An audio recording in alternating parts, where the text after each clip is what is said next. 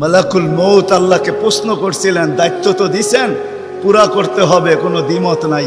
কিন্তু মনে ভাবে মানুষ সারাদিন আমার নামের চর্চা করবে, খালি বলবে এই লোকটার কোনো কাজ নাই, শুধু সারাদিন গাজীপুরে ঘুরতে থাকে, যাকে মনে চায় তাকে উঠায় নিতে থাকে, সারাদিন আমার আলোচনা করবে, মানুষের মুখে মুখে থাকবে। তো আল্লাহ প্রতি উত্তরে বলছিলেন, সাআজআলু লিল মাউতি সাবাবা, আমরা মৃত্যুর কারণ বানায় দিব। ইয়াযকুরু সাবাব ওয়া ইয়ানসাক, মানুষ কারণ নিয়ে আলোচনা করবে, তোমার নাম ভুলেও নিবে না।